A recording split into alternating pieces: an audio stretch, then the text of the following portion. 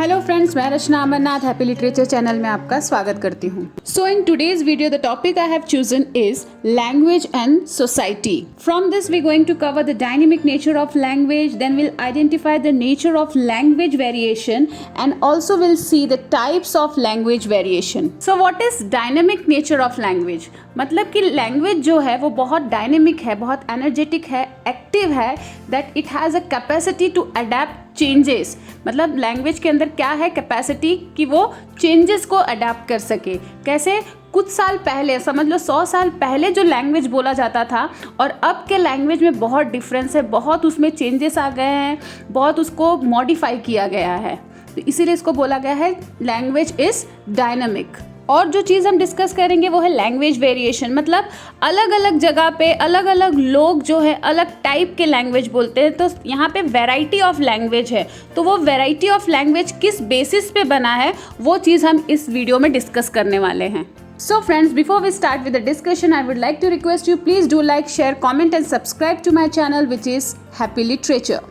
तो ये जो लैंग्वेज वेरिएशन है इसको समझने के लिए मैं आपको एक सिचुएशन दे रही हूँ।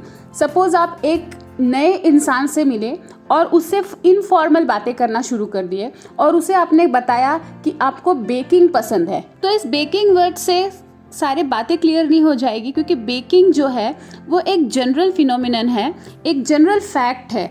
तो बेकिंग से सिर्फ केक बेक नहीं होता बल्कि बहुत सारी चीज़ें हैं जो हम बेक कर सकते हैं। तो जिस इंसान से आपने बोला उसके अंदर एक इंक्वायरी स्पिरिट जनरेट होगा। वो पूछेगा आपसे कि आप क्या बेक करते हो, पिज़्ज़ा बेक करते हो, केक बेक करते हो, पेस्ट्रीज, कुकीज़ या फिर वेजिटेबल्स बेक करते हो। तो ये क्वेश्चन obviously generate होगा। Similarly, when we talk about language, we may think of it as a phenomena that include different languages of the world। जब हम लैंग्वेज की बात करते हैं तो हम एक फैक्ट को कंसिडर करते हैं that language is linked with the different language of the world।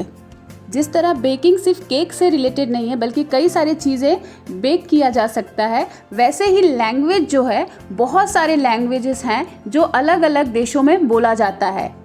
Therefore, we may say we speak English, Hindi, French, German or any other language. And each of these language is distinct from each other. मतलब सारे language जो है आपस में एक दूसरे से अलग हैं। हमें लगता है जो भी लैंग्वेज है, चाहे वो इंग्लिश हो, फ्रेंच हो, वो सभी देशों में एक तरीके से बोला जाता है। जैसे इंग्लिश है तो सारे देश में अगर कोई इंग्लिश बोल रहा है तो वो एक जैसे बोल रहा है, कोई फ्रेंच बोल रहा है तो एक जैसा बोल रहा है। पर ये फैक्ट नहीं है।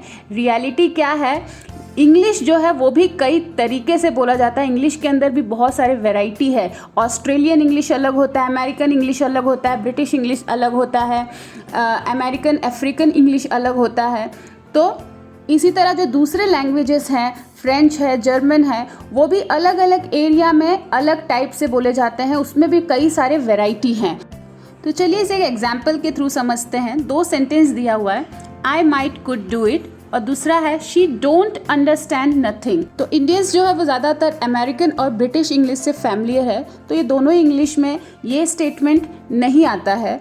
बट इसका मतलब ये नहीं है कि ये सेंटेंस दोनों इनकरेक्ट है। It is perfect variety of English. British और अमेरिकन इंग्लिश में माइट और कुड का यूज़ एक साथ नहीं किया जाता है। तो जो फर्स्ट सेंटेंस है I might could do it, इसका मतलब है I might able to do it. तो ये जो फर्स्ट सेंटेंस है वो स्कॉटलैंड की इंग्लिश है। स्कॉटलैंड के कई पार्ट्स में ऐसी इंग्लिश बोली जाती है। दूसरा सेंटेंस देखते हैं, शी डोंट अंडरस्टैंड नथिंग। अब ये सुनने में थोड़ा सा अटपटा लग रहा है लेकिन ये फिर भी करेक्ट इंग्लिश है। ये अफ्रीकन अमेरिकन की स्पोकन इंग्लिश है। इसका मतलब बहुत ही सिंपल है, शी अंडरस्टैंड नथिंग, उसे कुछ समझ में नहीं आता है। तो ये 2 सेंटेंस क्या शो कर रहा है, क्या डिमॉन्स्ट्रेट कर रहा है कि कैसे अलग अलग जगह पे जो इंग्लिश बोली जाती है उसमें कैसे ग्रामर जो है वो चेंज होते जा रहा है। वेरिएशन ऑफ ग्रामर बता रहा है और साथ ही साथ वेरिएशन ऑफ वोकैबुलरी। तो जो ये लैंग्वेज की वेरिएबिलिटी है, जो डिफरेंस है लैंग्वेज का, जैसे कि इंग्लिश की कई सारे वेराइटी है, इसके पीछे कुछ फैक्टर्स हैं। तो वो फैक्टर्स हम जानेंगे कि क्या फैक्टर होता है जिसकी वजह से जो इंग्लिश है या कोई भी लैंग्वेज है वो अलग जगह पे अलग तरीके से बोला जाता है। तो फ्रेंड्स, जो बचे हुए टॉपिक्स हैं जैसे कि टाइप्स ऑफ लैंग्वेज वेरिएशन, वो हम लोग नेक्स्ट वीडियो में डिस्कस करेंगे।